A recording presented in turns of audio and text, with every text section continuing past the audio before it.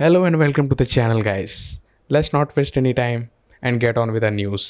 India ने Taliban, China और रसिया के साथ मिलकर डोनाल्ड ट्रंप के बगरम एयरबेस वापस लेने के प्लान का विरोध किया है। ये स्टैंस मॉस्को फॉर्मेट मीटिंग के बाद आया, जिसमें 10 कंट्रीज ने मिलकर कहा कि अफगानिस्तान या उसके पड़ोसी रीजन्स में फॉरेन मिलिट्री प्रेजेंस अनएक्सेप्टेबल है।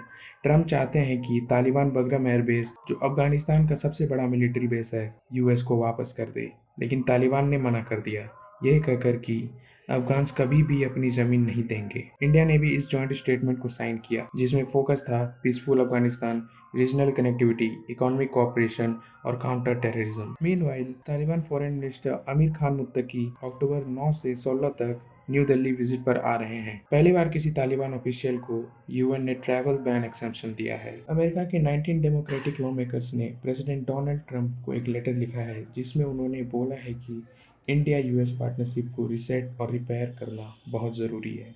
उन्होंने ट्रंप के रिसेंट टैरिफ हाइक्स को क्रिटिसाइज किया है, जहां इंडियन गुड्स पर 50% तक ड्यूटीज बढ़ा दी गई हैं। लॉ मेकर्स ने कहा है कि इससे अमेरिकन कंज्यूमर्स और मैन्युफैक्चरर्स दोनों को नुकसान हो रहा है और दोनों देशों के रिलेशंस वीक हो रहे हैं। ये लेटर रो खन्ना, प्रमिला जयपाल, राजा कृष्णमूर्ति, देवरा रॉस जैसे प्रोमिनेंट इंडियन अमेरिकन लीडर्स ने साइन किया है। उन्होंने लिखा है कि इंडिया यूएस ट्रेड पार्टनरशिप बहुत इंपॉर्टेंट है।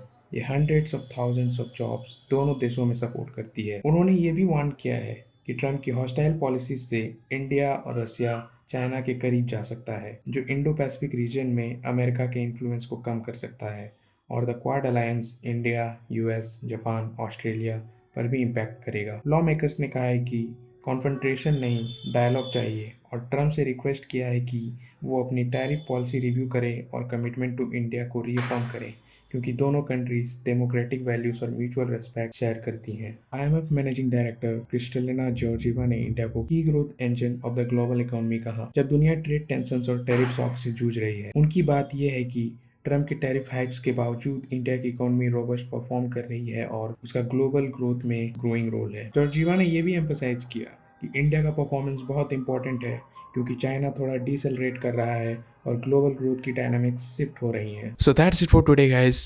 See you later in the next video.